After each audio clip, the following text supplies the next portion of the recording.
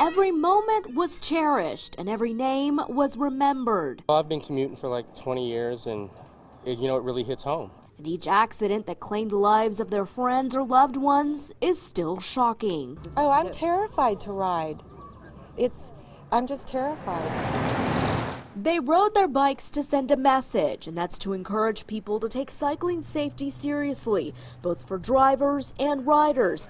And they say the recent ban on texting and driving in Pima County is a step in the right direction. And I think that was a profound statement, that it was a unanimous decision, it wasn't split, it's common sense. And for those riders who hit the streets in honor of their friends, this moment will always be for them.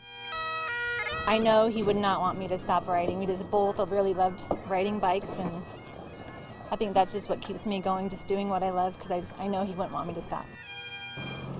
This year's show will feature new Thunderbird maneuvers and music as these legendary jets streak our skies at more than 500 miles an hour.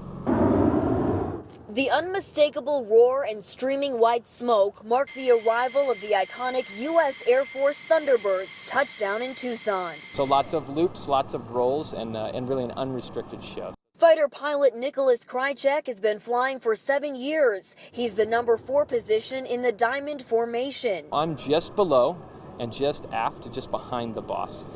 The sharply painted red, white, and blue T-Birds perform all over the world with detailed choreography that showcases the skill and capabilities of these fighter pilots. At times, you'll see the jets just 3 feet apart from wingtip to wingtip.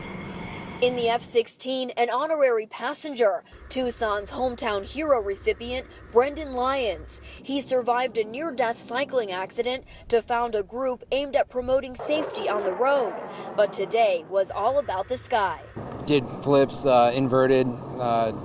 Did it feel like a roller coaster? Oh, it was amazing. Lyons said he gained a new appreciation for all that our service men and women do. These guys do on a daily basis. These guys are such tremendous heroes. And this weekend, you'll get a chance to get up close to the planes like this and meet the pilots, all in celebration of aviation history here in southern Arizona. Reporting from Davis-Monthan Air Force Base, Kristen Haubrigg, Fox 11 News. The ranchers that live here keep a collection of all the carpet shoes from migrants and smugglers that have come through their property. But some advocates tell me they're more worried about a different kind of border crossing. Well, the science shows that the border walls are blocking wildlife, but not people. Environmental groups worry that walls were rushed into place with the Real ID Act and violated dozens of laws by doing it. So this is the largest waiver of law in United States history, and waiving all of these laws like the Clean Air Act and the Endangered Species Act has caused a lot of damage. The Sierra Club has shared pictures and videos like this of the border fence being a barrier for wildlife. We're not trying to tear everything down without looking at it. What we're trying to do is reinstate the rule of law on the border. But it's too late for that, according to the owners of the Chilton Ranch, covering 50,000 acres in southern Arizona. Their surveillance cameras pick up smugglers who leave behind trash. The drug traffickers running through it willy-nilly, they are not exactly taking care with wildlife and endangered species. All they have to do to get the into Chiltons United make videos, and they've testified before Congress about the barbed wire fence protecting this ranch at the border. Jim Chilton says the best way to protect wildlife is to keep out the people with a complete wall, access roads for Border Patrol, and bases for quicker response times. We've had gunfights on our ranch. I mean, this is just outrageous. If we sealed the international boundary, we wouldn't have cartel scouts on all of these mountains. Both the ranchers and the environmental groups agree that wildlife is important, but in this case, the ranchers say national security and human life is more of a priority. Reporting in Arivaca, Craig Reck, Fox 11 News at 9.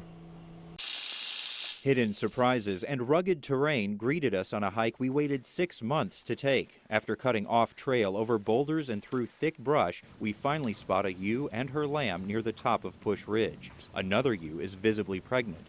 Just where these sheep prefer to be is where volunteers like Denny Frank and her partner Alex Stone, a retired wildland firefighter, helped the project. There were some surprises. It was a little bit challenging in some spots. I spent a good, like I said, most of my adult life working in these mountains of southern Arizona, so I'm definitely connected. They survey where the bighorns might live. Game and Fish values their time at $20 an hour. Without volunteers, the project might have cost closer to $800,000. Instead, it's about a quarter less at $600,000. Researcher Andrew Jones shows us the stick they'll use at different locations on the mountain to figure out if the sheep prefer thick vegetation and rugged terrain, and if they avoid the places easily seen from town. We need to find how each factor influences how sheep select for habitat, and then determine are there factors that we can change through management actions to make habitat more suitable. 2, 3. Yeah. I show our video to Cindy Toole with Friends of Wild Animals, which opposes the project, saying the sheep shouldn't be taken from their native location. We find that highly offensive, it's ecologically unsound, and it's just inappropriate. We understand that we're going to lose some, but it's necessary to take those risks sometimes, again, for the greater good. Wildlife manager Ben Brochu says the drop in deaths shows the sheep found safety and strength in numbers. Let's take a look. Out of 30 sheep released with tracking collars in November 2013, 18 have died. An additional 30 sheep were released with collars last November, and 2 of those died. That leaves at least 40 sheep on the mountain, and they're having lambs. More sheep, more work for volunteers in this dense terrain. Yes, I think we're both pincushions at this point. But it's worth it. We feel as if it's worth it.